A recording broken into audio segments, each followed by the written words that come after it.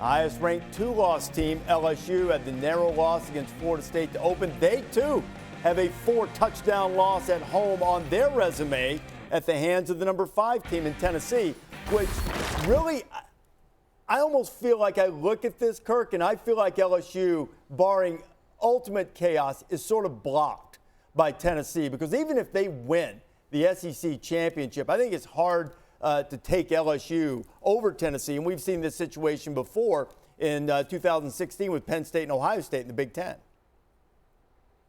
Yeah, fair point. For LSU, they just got to worry about trying to beat Arkansas right now. I mean, coming back down to earth and proving that they can be the team that they were last Saturday. But again, I think based on history, going back to 2014, it's building momentum into December. And we can look at the strength of schedule, and we can look at all these different metrics.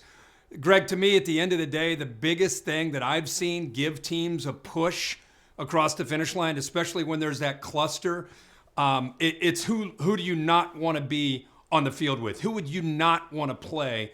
I think based on momentum of the last 3, 4, or 5 weeks of the season, and what Rece is saying is fair. I mean, that would give Tennessee a trump card with that head-to-head battle, but style points are going to matter whether we like that or not down these last stretch of the season. You know, TCU fans are saying you just had to go and bring up 2014, didn't you, when they were ranked number 3 in the penultimate rankings, won 55 They're to 3 fine. or something. If they win out, if they win out, they're That fine. was the Big 12's fault. The one true champion, not so much. We've put that to bed, though. Now we're in a new era. Apparently, you and I haven't. No, we never forget, but it's still at the same time. I think this is going to be fascinating right now because there's really only been one two-loss team that's ever had a legitimate argument beyond the current situation with LSU, and that's Penn State. Now, Auburn back in 2017, had they beaten Georgia in the SEC championship game, they had a legitimate path to make it. They would have been in. I think most of us would make that assumption. But we've really never seen a two-loss team with a legitimately credible argument. Georgia with 2 losses had a chance a couple years back too as well. But ultimately, what the committee has always valued is that 1 or 0 in the loss column. And they're going to, when you measure everything up, and all we have is precedent, we have never seen a 2-loss team get in favor of a 1-loss team. And granted, like I said, only 1 year in which we could point to, and you pointed to it, 2016. But I just don't see a scenario where LSU can find their way in, because I think Tennessee would be ahead of them. I think you would have a situation in which the loser of Ohio State and Michigan would be ahead of them. And I think Georgia, even if they beat Georgia at 12-1 in the SEC championship game, might even still be ahead of them because they only have that 1 in the loss column. So it's a fascinating situation and a little bit of triangle, a little love triangle there in the SEC amongst those 3 teams. Yeah, let me say this. I don't agree with that. If LSU goes on, runs their schedule, and beats Georgia, I think that I don't know that anybody's staying in front of them. I think they've earned it at that point. Also, with Oregon moving up 2 spots right here, I don't know that the committee is necessarily holding that loss against this Oregon team. When you look at Oregon with now ranked Washington next, Utah after that, who's now at 13, if this Oregon team continues to play and continues to dominate the way they have, runs the rest of their schedule and then plays in the Pac-12 championship game and gets that win, I don't know that loss to Georgia is going to hold them back. I think the committee is showing a pretty good respect for this Oregon team and the way they've played and what they've done since week 1.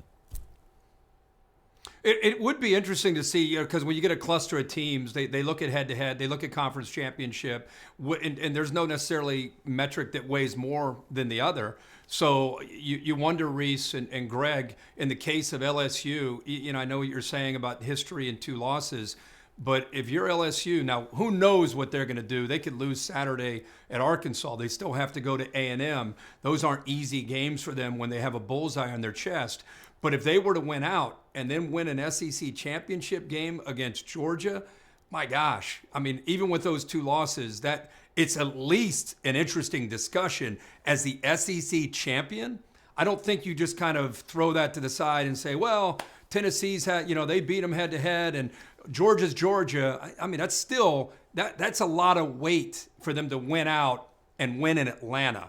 to me. And I honestly think there are some parallels a little bit to where Oregon's at and where LSU's at. All right, you don't want a loss, don't play a good team there in week 1. LSU played Florida State.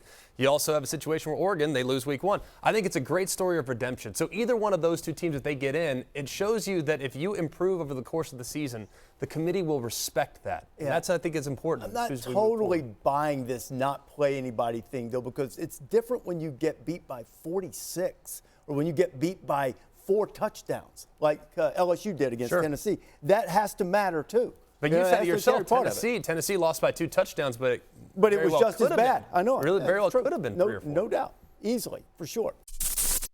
Thanks for watching ESPN on YouTube. For live streaming sports and premium content, subscribe to ESPN+.